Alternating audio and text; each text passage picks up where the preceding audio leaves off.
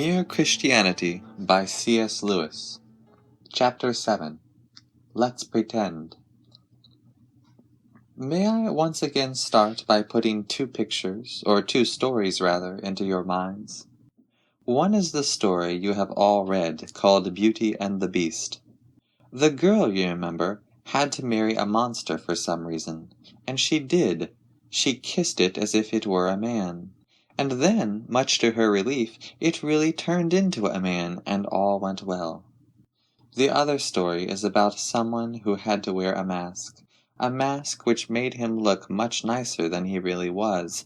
He had to wear it for years, and when he took it off he found his own face had grown to fit it. He was now really beautiful.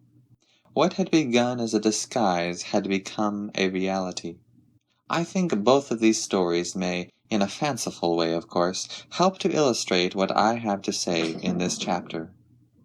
Up till now I have been trying to describe facts, what God is and what He has done. Now I want to talk about practice. What do we do next? What difference does all this theology make? It can start making a difference tonight. If you are interested enough to have read thus far, you are probably interested enough to make a shot at saying your prayers, and whatever else you say, you will probably say the Lord's Prayer. Its very first words are, Our Father. Do you now see what those words mean? They mean, quite frankly, that you are putting yourself in the place of a Son of God. To put it bluntly, you are dressing up as Christ. If you like, you are pretending, because of course the moment you realize what the words mean, you realize that you are not a son of God. You are not a being like the Son of God, whose will and interests are at one with those of the Father. You are a bundle of self-centered fears, hopes, greeds, jealousies, and self-conceit, all doomed to death.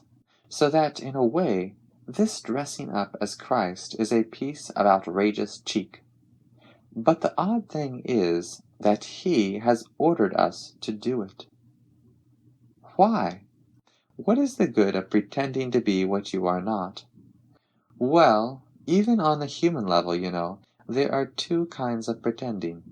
There is a bad kind, where the pretense is there instead of the real thing, as when a man pretends he is going to help you instead of really helping you.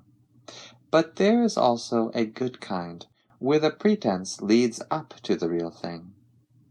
When you are not feeling particularly friendly, but know you ought to be, the best thing you can do very often is to put on a friendly manner and behave as if you were a nicer person than you actually are. And in a few minutes, as we have all noticed, you will begin really feeling friendlier than you were. Very often, the only way to get equality in reality is to start behaving as if you had it already. That is why children's games are so important.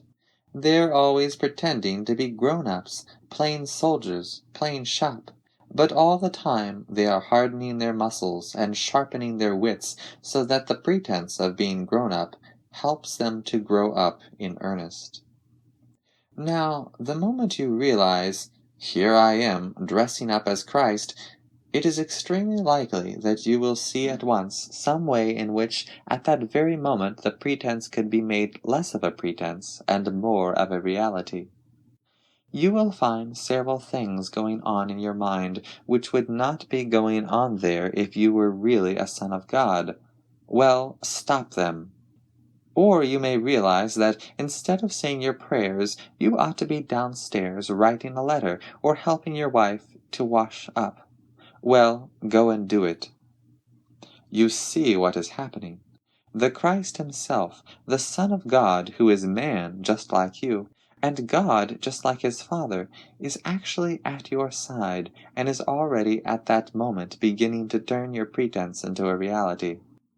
This is not merely a fancy way of saying that your conscience is telling you what to do. If you simply ask your conscience, you get one result. If you remember that you are dressing up as Christ, you get a different one. There are lots of things which your conscience might not call definitely wrong, especially things in your mind, but which you will see at once you cannot go on doing if you are seriously trying to be like Christ. For you are no longer thinking simply about right and wrong. You are trying to catch the good infection from a person. It is more like painting a portrait than like obeying a set of rules. And the odd thing is that while in one way it is much harder than keeping rules, in another way it is far easier. The real Son of God is at your side. He is beginning to turn you into the same kind of thing as himself. He is beginning, so to speak, to inject his kind of life and thought, his Zoe, into you, beginning to turn the tin soldier into a live man.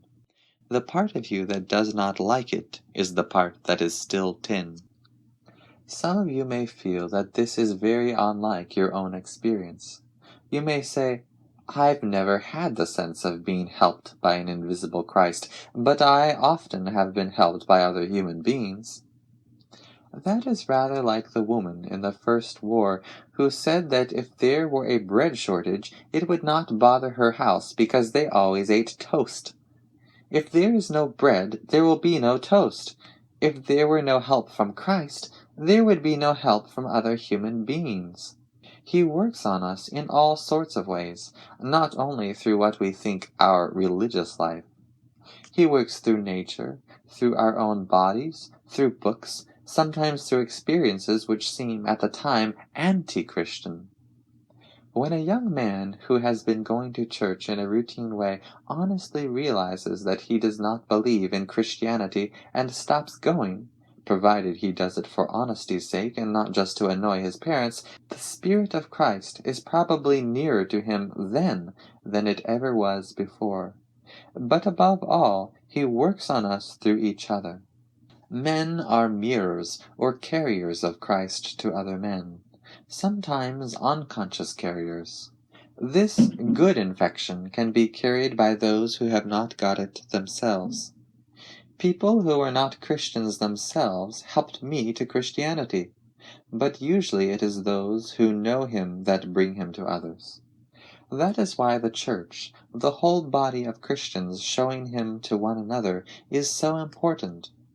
You might say that when two Christians are following Christ together, there is not twice as much Christianity as when they are apart, but 16 times as much. But do not forget this. At first it is natural for a baby to take its mother's milk without knowing its mother. It is equally natural for us to see the man who helps us without seeing Christ behind him. But we must not remain babies. We must go on to recognize the real giver. It is madness not to, because if we do not, we shall be relying on human beings, and that is going to let us down. The best of them will make mistakes. All of them will die. We must be thankful to all the people who have helped us. We must honor them and love them, but never, never pin your whole faith on any human being, not if he is the best and wisest in the whole world. There are lots of nice things you can do with sand, but do not try building a house on it. And now we begin to see what it is that the New Testament is always talking about. It talks about Christians being born again. It talks about them putting on Christ, about Christ being formed in us, about our coming to have the mind of Christ. Put right out of your head the idea that these are only fancy ways of saying that Christians are to read what Christ said and try to carry them out, as a man may read what Plato or Marx said and try to carry it out. They mean something much more than that. They mean that a real person, Christ, here and now, in that very room where you are saying your prayers, is doing things to you. It is not a question of a good man who died 2,000 years ago. It is a living man, still as much a man as you, and still as much God as he was when he created the world, really coming and interfering with your very self, killing the old natural self in you, and replacing it with the kind of self he has.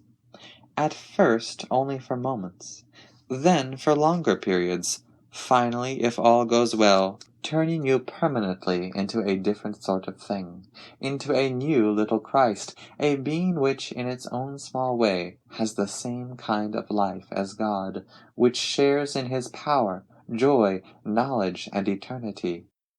And soon we make two other discoveries. We begin to notice, besides our particular sinful acts, our sinfulness, begin to be alarmed not only about what we do, but about what we are. This may sound rather difficult, so I will try to make it clear from my own case. When I come to my evening prayers and try to reckon up the sins of the day, 9 times out of 10, the most obvious one is some sin against charity. I have sulked, or snapped, or sneered, or snubbed, or stormed, and the excuse that immediately springs to my mind is that the provocation was so sudden and unexpected. I was caught off my guard. I had not time to collect myself. Now that may be an extenuating circumstance as regards those particular acts. They would obviously be worse if they had been deliberate or premeditated. On the other hand, surely what a man does when he is taken off his guard is the best evidence for what a sort of man he is. Surely what pops out before the man has time to put on a disguise is the truth.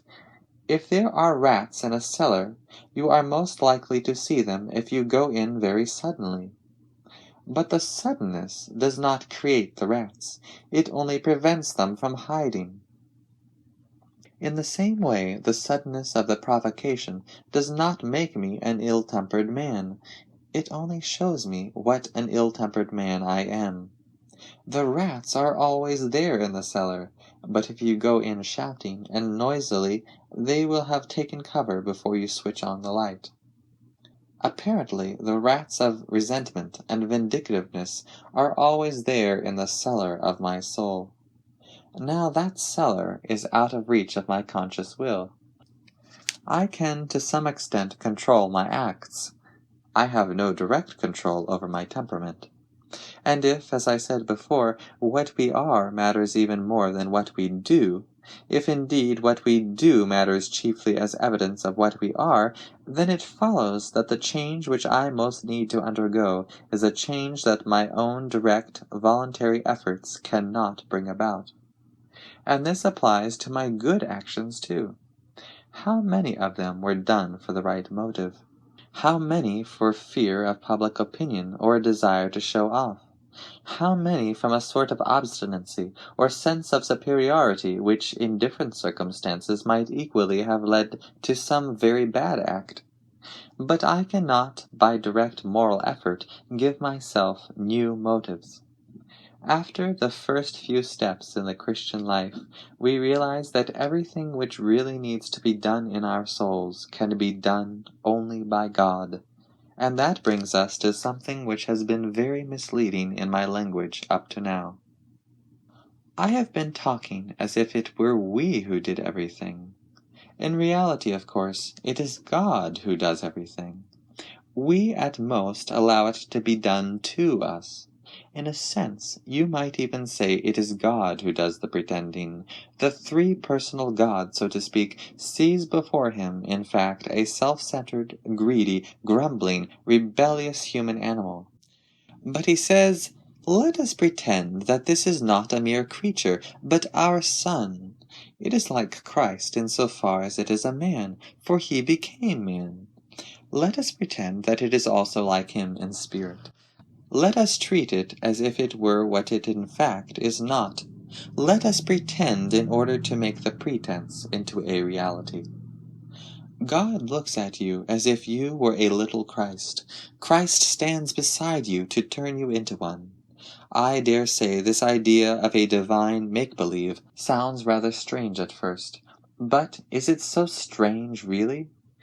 Is not that how the higher thing always raises the lower? A mother teaches her baby to talk by talking to it as if it understood long before it really does. We treat our dogs as if they were almost human. That is why they really become almost human in the end.